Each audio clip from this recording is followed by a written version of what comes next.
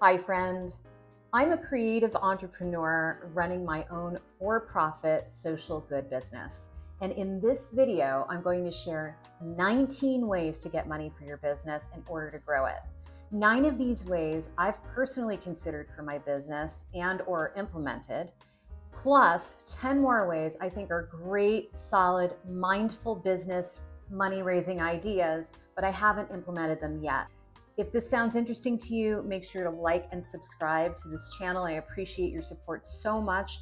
And also buckle up because this is going to be a lot of information for you to take notes on. You could even pause this video to get your favorite note-taking device and your favorite bevy and follow along. And hello, if you're new here, my name is LJ and I'm a 30-year music and entertainment industry vet.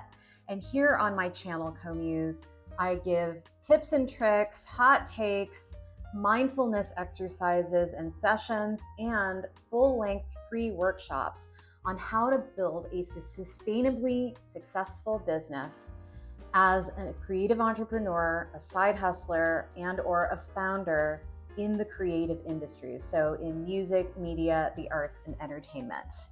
Thank you and welcome to my channel. Also, just a disclaimer, while I am an experienced business person, I am not a financial planner or an advisor.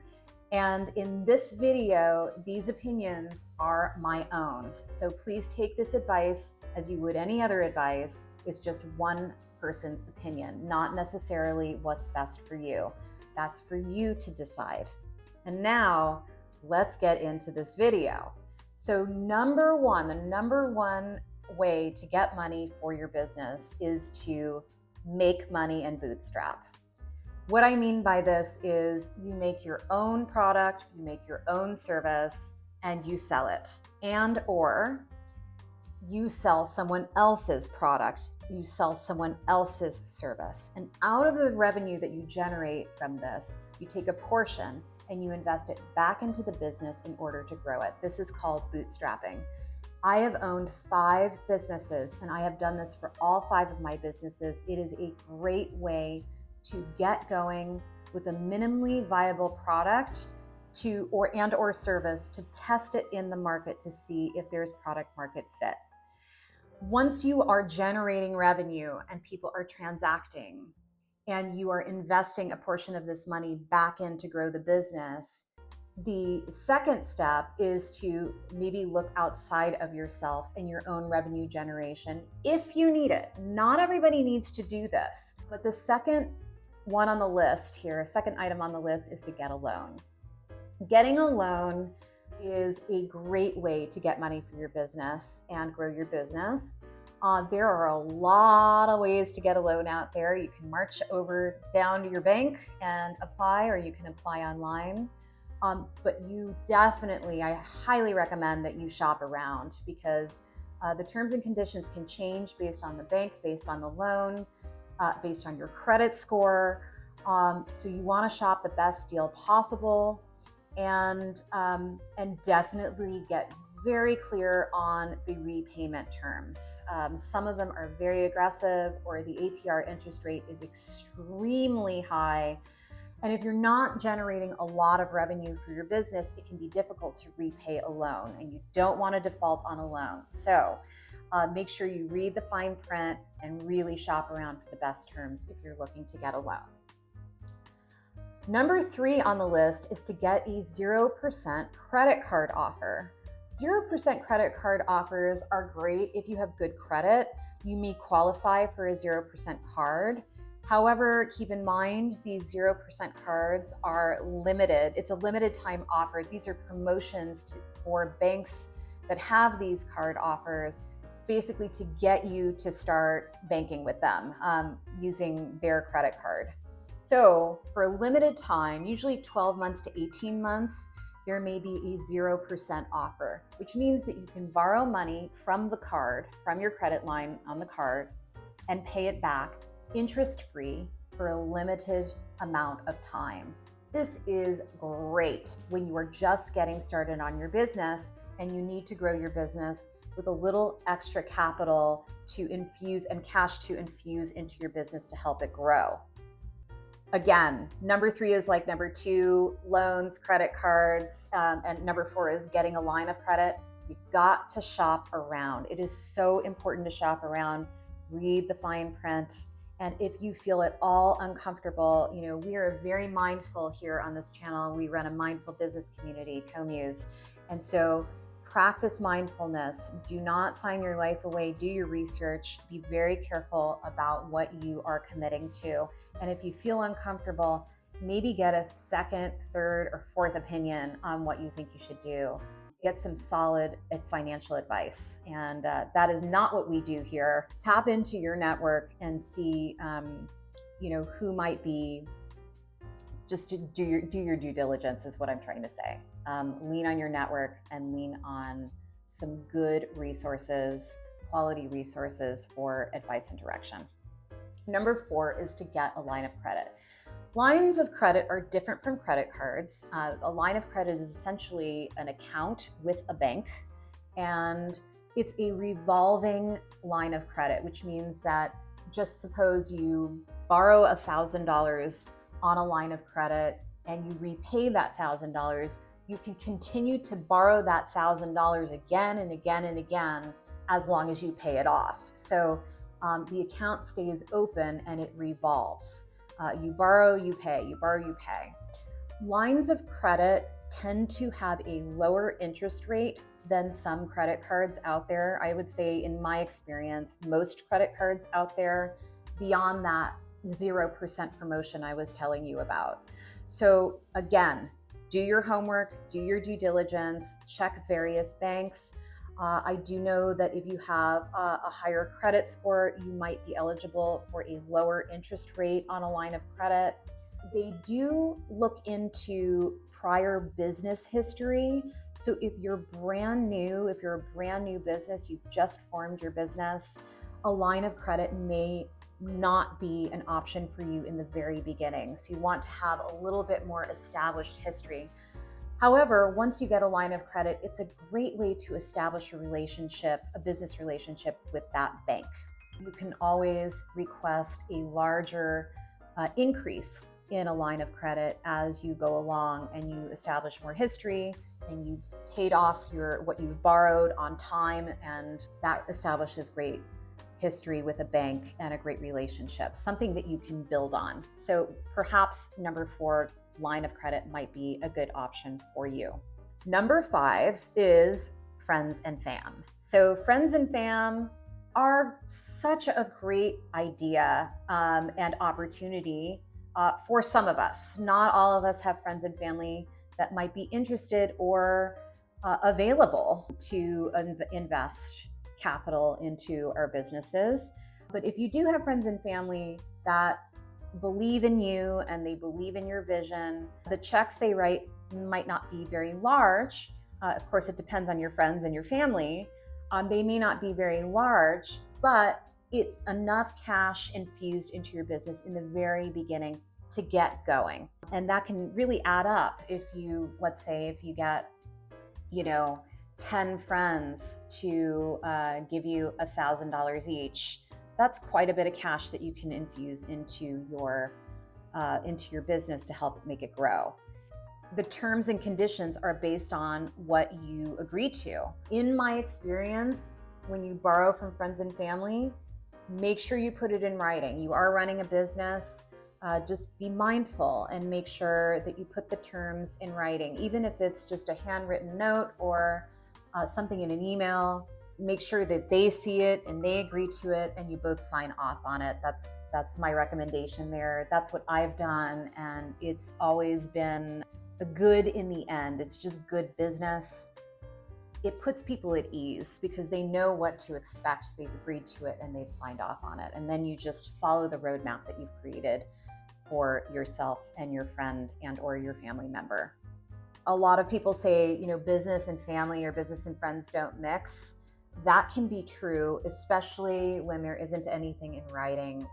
I think a lot of turmoil can be avoided if the agreed to terms are written out and signed off on upfront. I recommend if you're going to move forward, in my experience, the best thing is to just get it in writing, and it just really puts people at ease. Okay, moving on to number 6, which is investment or sweat equity. This means offering team members. So if you have, let's say, contractors that you're working with, if you're a solopreneur, you have subcontractors, you have part-timers, even if you have a full-time employee, you can offer your team members partial ownership or equity or deferred compensation in exchange for their earlier labor and commitment to doing the job, whatever that job might look like. This is a great way to operate with lower overhead in the beginning of your business or as you are trying to grow your business, because you have team members who get the vision. Nobody would do something like this unless they really believed in you and your business. So for me, in my experience, there is a promise of more in the future. And again, you want to get that in writing. That helps them, your team members, whatever they look like, whether they are employees or contractors or even interns, you get it in writing. And that puts them at ease. That lets them know what's to come. They know what to expect. You're managing their expectations up front. And then you just follow through with what you say you're going to do.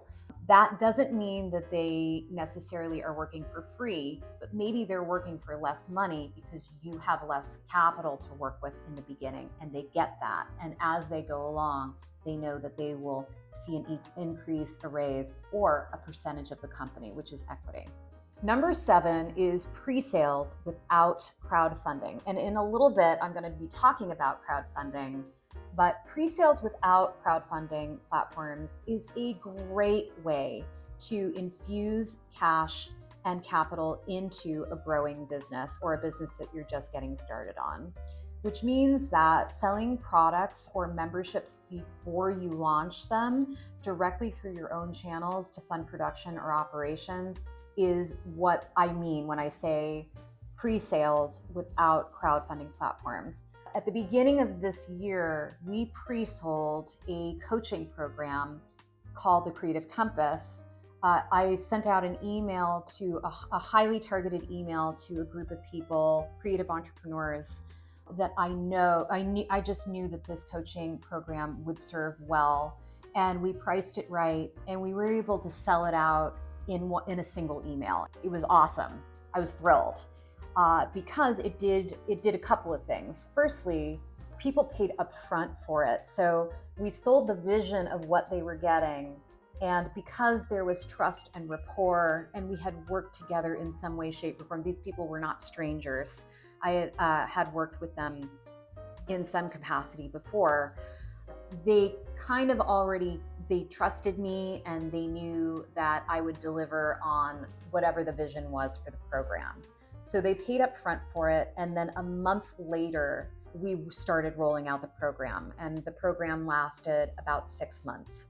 We've just recently completed the program, but it infused capital into my business, and I was able to take a portion of those proceeds and invest it back into the business, right? So when I say invest a portion of your revenue or capital back into the business, it could be operating costs, it could be growth marketing, it could be to hire someone new to help you grow your business. There's lots of ways to infuse cash into a business, and so you need to obviously be clued in to what your spend is every month, what your overhead is, and how much you need to operate, and also consider how much you need to grow.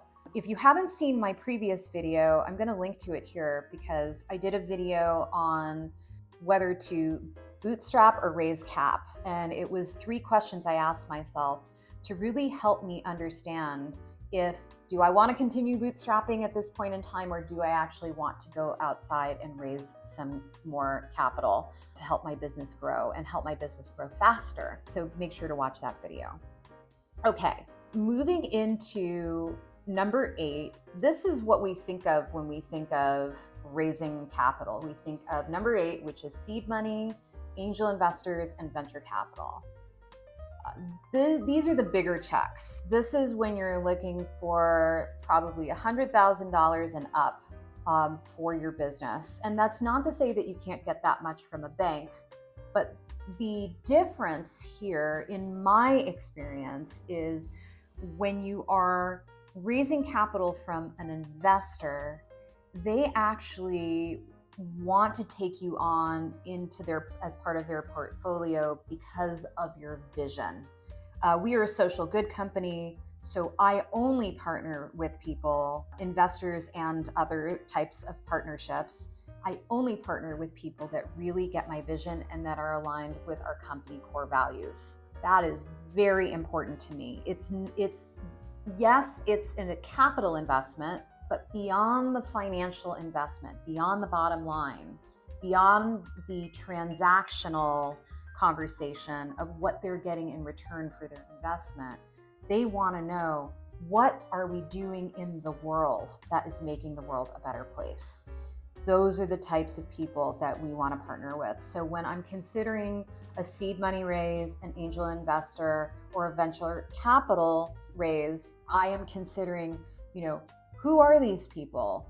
What are their networks like? Who can we tap into in their contact lists? How is what they do and who they know going to help us realize our vision in a much bigger way, right? So they are not just writing checks, they're amplifying us. That's how I choose to see number 8, and I find it to be very effective. Number 9 is in-kind resource bartering. That means trading services, labor, or expertise with others to offset startup costs and preserve cash. Now, I don't see ever stopping number 9. I have done this since the beginning of my current business. I've done this in other businesses.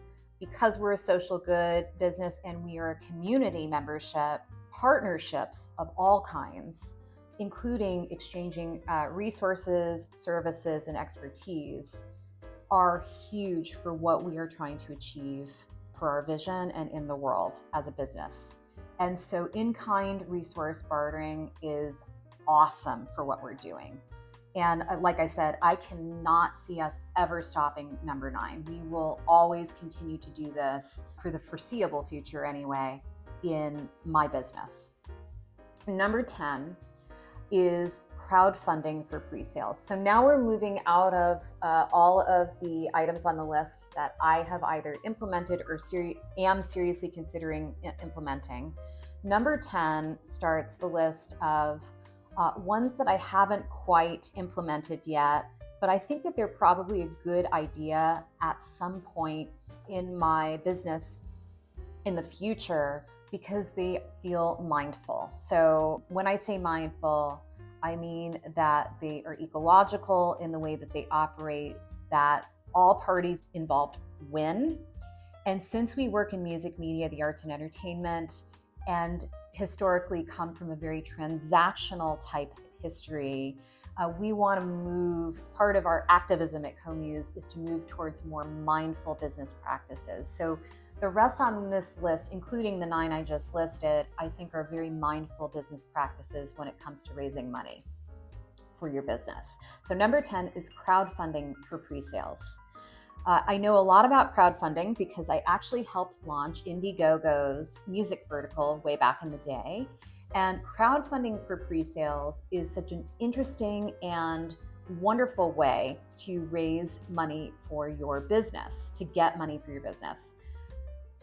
What is it? So crowdfunding it's essentially a platform that has tools, social media tools integrated into it, and a way to aggregate a whole bunch of people in one place. So a crowd, some family and friends, some strangers, into one central place to raise money for your product or service.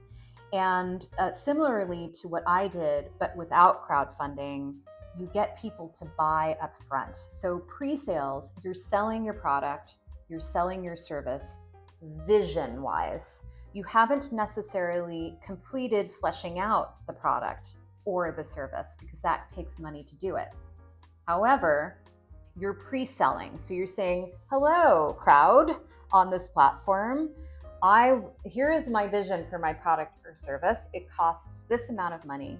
And if you believe as much as I believe in what we're doing here, you can sign up to buy it right now. And when it's ready, we will deliver it to you. That's crowdfunding for pre-sales. Number 11 is crowdfunding for perks.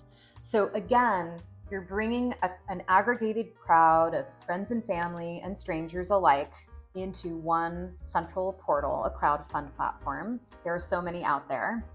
And instead of pre-saling, you are offering perks at certain levels of contributions. So for example, let's say your goal is to raise $5,000 for your business. You sell the vision, and in return for selling the vision, people contribute at certain levels, and at certain levels, you thank them with a perk. It could be a thank you card. It could be a t-shirt or a baseball hat. It could be a signed, poster or something. It could be a thank you video. It doesn't necessarily have to be anything extravagant, but what people appreciate the perks for their contributions, but they are contributing because they're passionate about your vision. They're not necessarily expecting much in return. So that's crowdfunding for perks, and that's number 11. Number 12 is crowdfunding for equity. And this is a bit newer on the scene. It's not new anymore, but it's a bit newer on the scene. And crowdfunding for equity is, again, aggregating that group into a central crowdfund platform and portal, friends and family and strangers alike, and you're selling your vision for your product and service like you were doing in the other two options. However, this time, in exchange for people's contributions, you are offering a percentage of your company, equity in your business, which means that you will no longer own 100% of your business. But there's a lot of upside to doing that in some cases. You need to do your research and figure out what's best for you. Typically, when you are crowdfunding for equity and a percentage of your business, people tend to write larger checks. They tend to make larger contributions because they are getting a percentage of your company and they believe in the vision so much that one day, if you were to ever go public or sell your business for a lot more money, they would receive, they would get paid back for their contribution and then some. They would see dividends. So people who are contributing in order to get equity may be writing and contributing more than in the other two options. That's something to consider. There are crowdfunding platforms out there these days that are specifically catering towards equity crowdfunding. So do your research, and if you find ones you love, please share in the comments. We would love to hear about your experience. Okay, number 13 is strategic partnerships and joint ventures. This means partnering with businesses that benefit from your success. So capital can come in the form of cash, it can come in the form of resources, services, or infrastructure. So when you're partnering in joint ventures, everybody benefits. Again, win-win, very mindful business strategy in getting more money for your business. Currently, we have a couple of strategic partners with CoMuse, and we exchange marketing, and we also exchange expertise, and we also exchange rev share. So if they direct their customers to us and their customers buy, we give them a portion of the revenue. If we send them customers, they give us a portion of the revenue that they generated from those sales. Such a great way to not only create more capital and get more money for your business, but also expand your reach, expand your network, expand your circle of influence. It is such a great way, especially if you're in social good, and especially if you're in the relationship-based businesses like music and entertainment, media, and the arts. This is a great way to get cash for your business and grow your business at the same time. Number 14 is corporate sponsorships. So that means securing funding or in-kind contributions from brands in exchange for visibility and access to your audience, or co-branded collaborations. If you do events and you want to have a presenting sponsor, they will pay you money to put their brand in front of your customers at your events. That would be a great example of that. Number 15 is accelerators and incubators, non-equity based. There are organizations out there, many of them are non-for-profit, that will bring businesses like yours into the fold, and they provide you operational support, mentorship, and sometimes even cash or services to help you make more cash for your business without asking for equity in return or a percentage of your business in return. This is interesting because even if they charge you a nominal fee up front to join, there's no recurring investment on your part. So there's nothing in the future that you owe them. They are doing this as a service to you, again, because they believe in your vision and they want to help see you be successful in the space.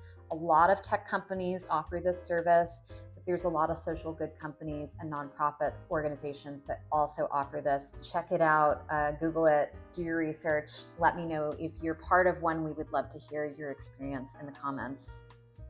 Number 16 is IP licensing or royalty deals. This means licensing your intellectual property.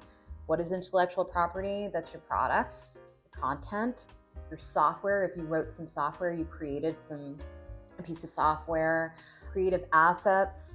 This is in exchange for upfront payments and or ongoing royalties, right? So in the end, you decide the terms in partnership with the people that will be licensing or paying you royalties for licensing your IP, your intellectual property.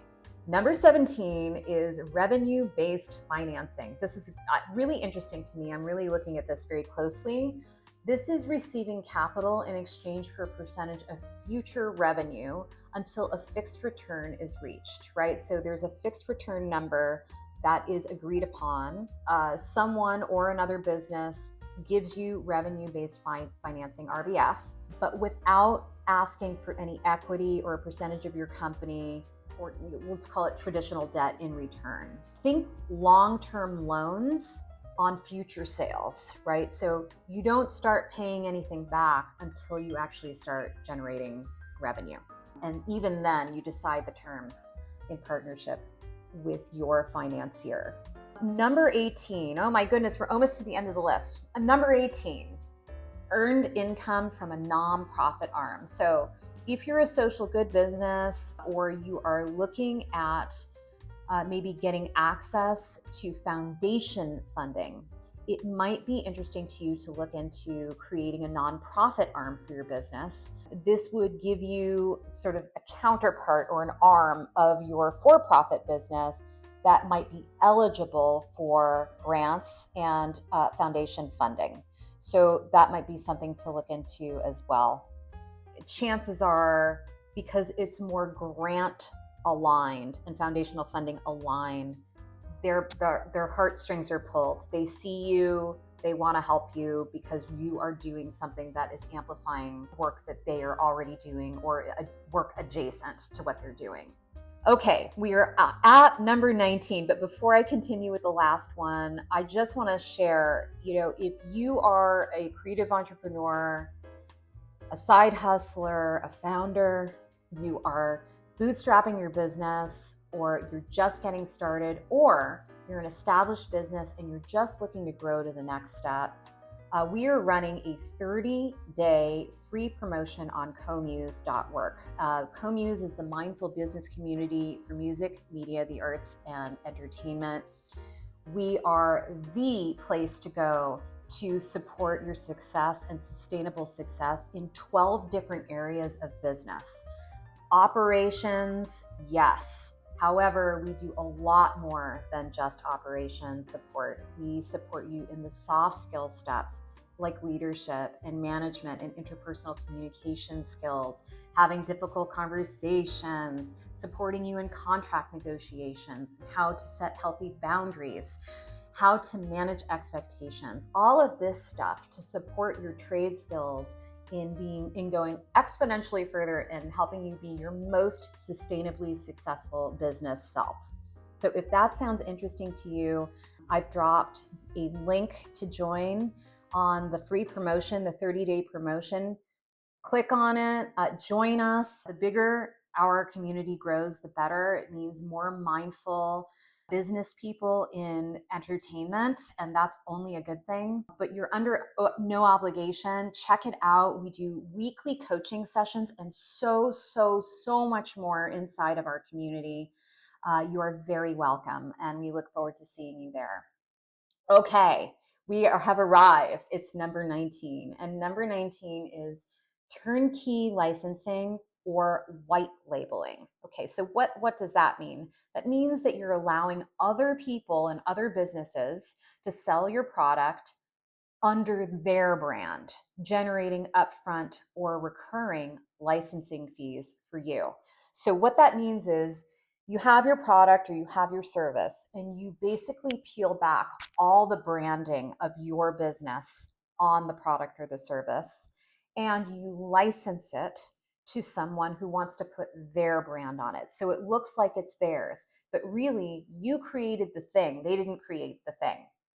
So they are paying you either upfront or on a regular basis, a recurring license fee to be able to sell your thing under their brand.